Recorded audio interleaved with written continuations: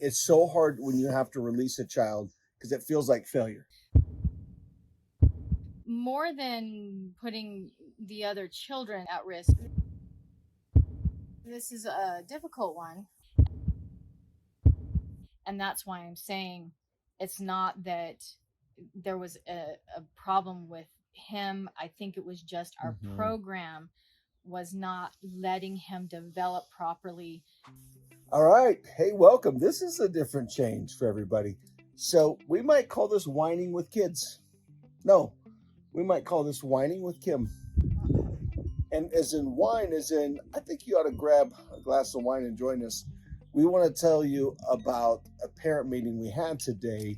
How would you describe that meeting today, like going into it? This is a difficult one, only because this was a child that we've been working with for a while in a toddler classroom. It's so hard when you have to release a child because it feels like failure. Like our staff feel like they're failing.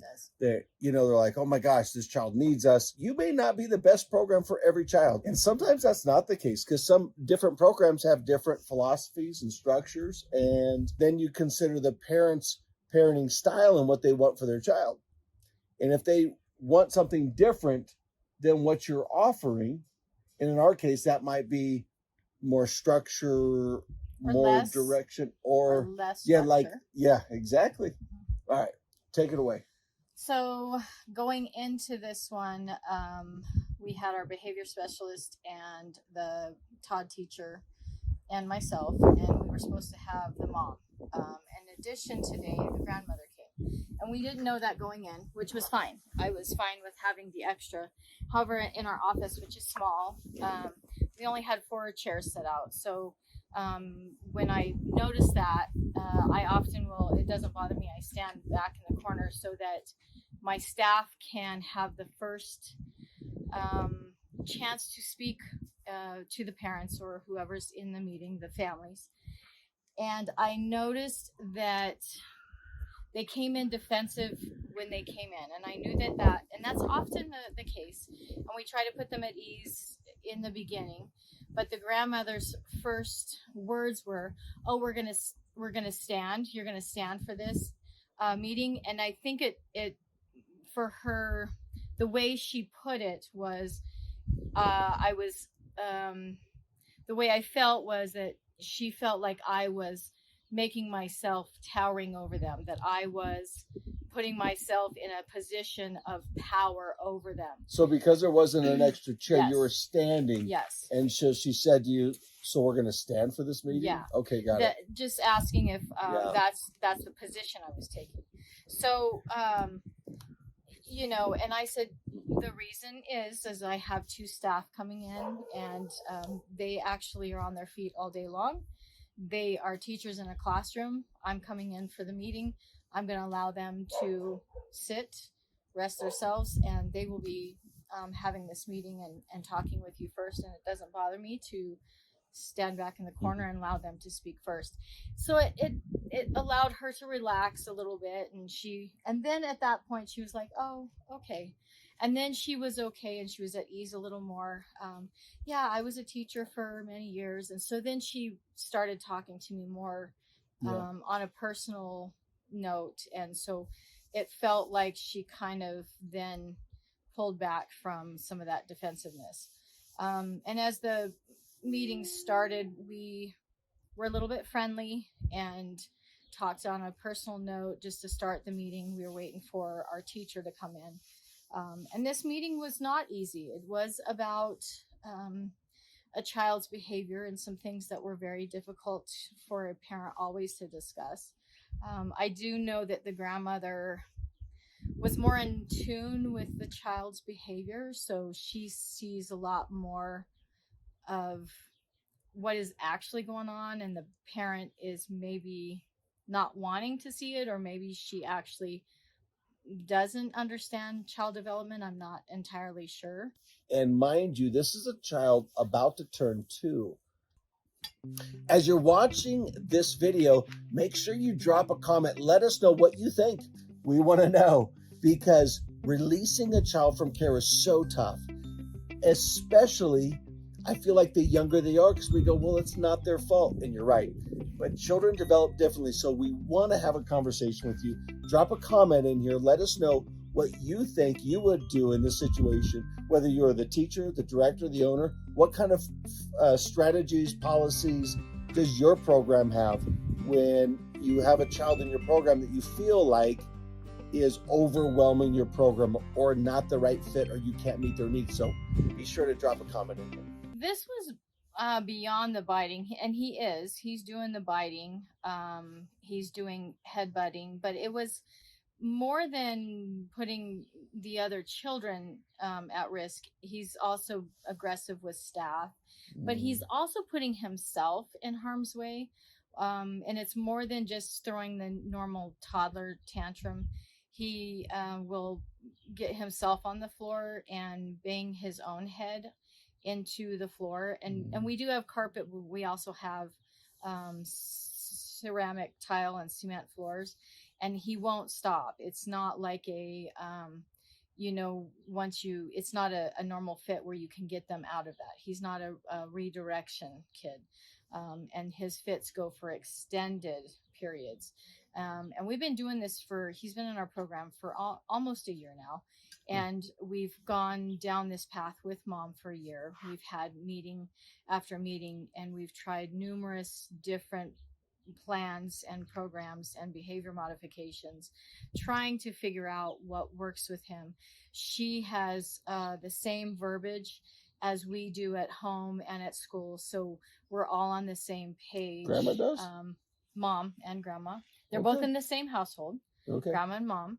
And so if it is actually happening, of course we can't tell you for sure, but she does say she uses the same verbiage where we communicate back and forth. There's a law going on. If that's actually occurring, you would think that would help curb some of this, because everybody's saying the same thing, doing the same thing. The difference was happening is that when he does this at home, she puts him in a crib and leaves him so he can throw his fit for an hour and be left in a crib to bang his head. We don't have that option. Right. We don't get to put him in a confined space and leave him for an hour. No. So those are not options we have. And so that left us at a very limited option with him.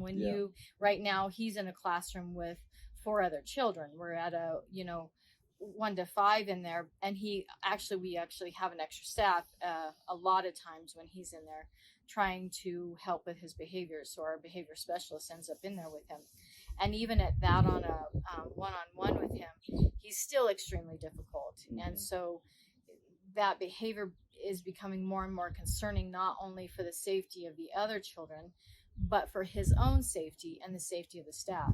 And it became to the point of throwing chairs, throwing larger toys, and not only just when he's angry, but at children. And when he wanted something from another child, if he didn't just take the toy, he would throw something at them in order to get that toy from them. And the children got to a point, and you're talking toddlers, they learn quick, they're very smart. And this is a classroom of only 5 kids. Yes. And our room's not huge, so you're talking, it's a pretty small space to throw a chair at someone.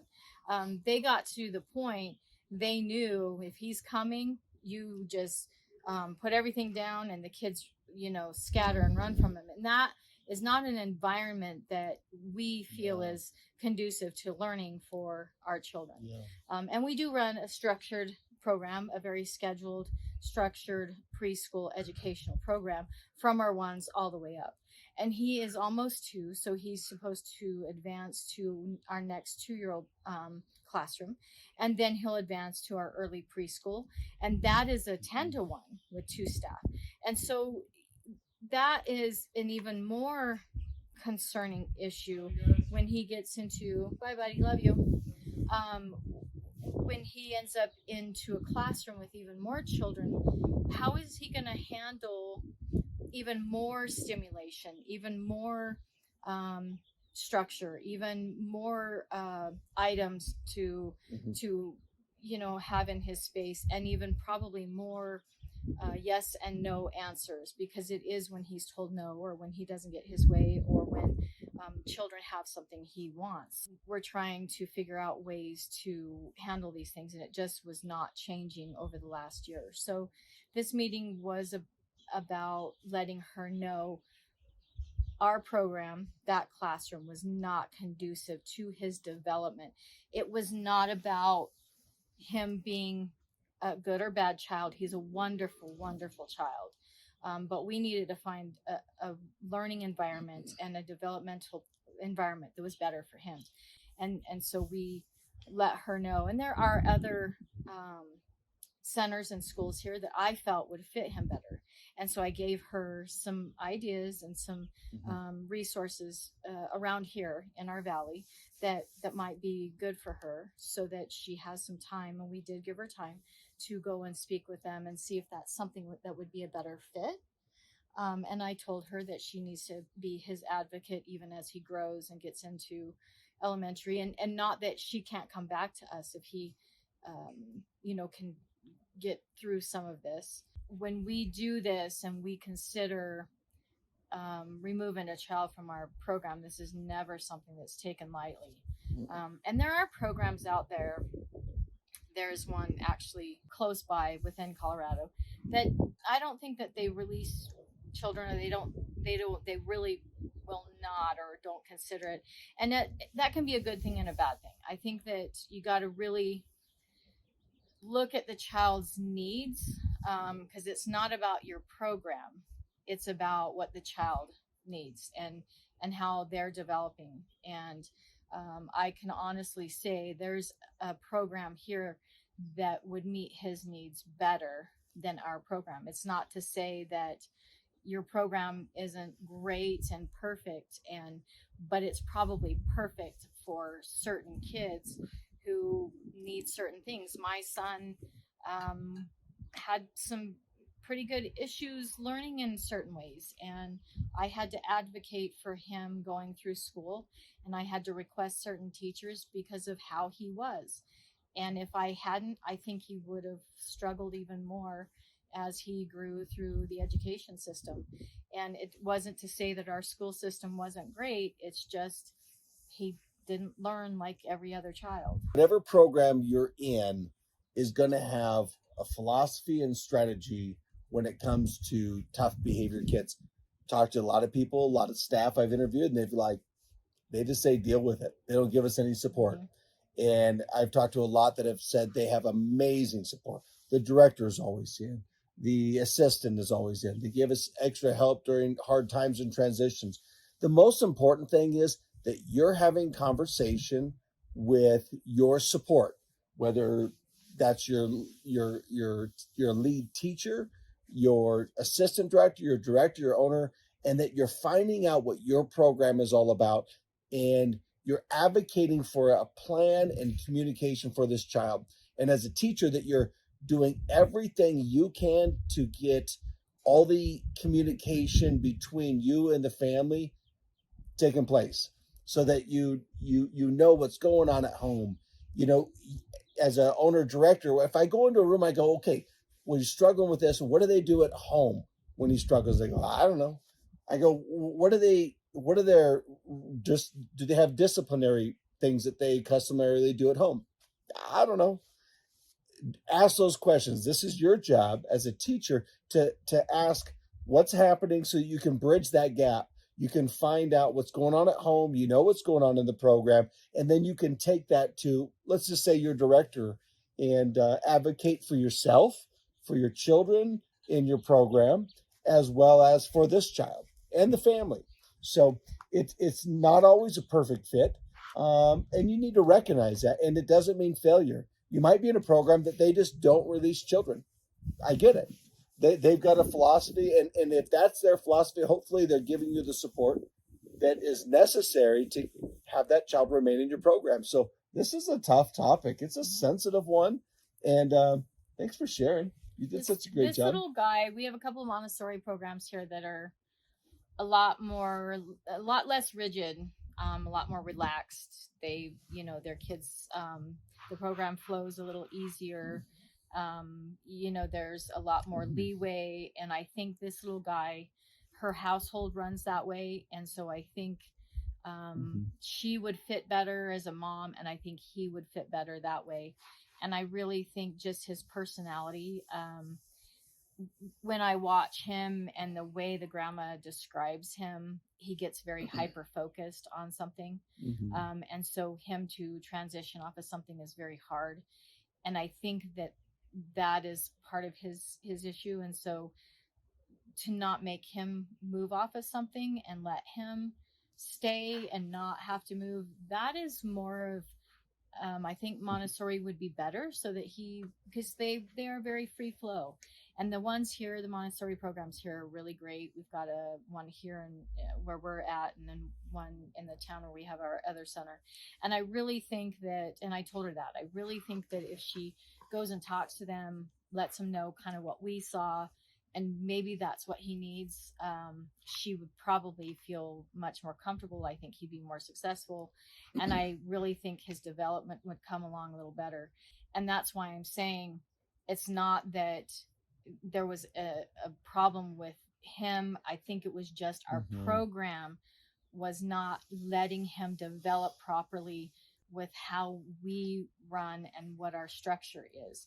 Getting behind, I said, what I'm telling you is that if we leave him here, yes, he's going to developmentally get behind, because what we're seeing for him is he's really getting stunted because of the fits, because of what's happening, and because our teachers are having to spend so much time redirecting all of that behavior.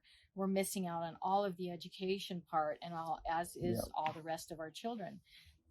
But once I got her to really listen to why it was that I'm trying to tell you, our program it's not him. We're trying to find the best fit for him.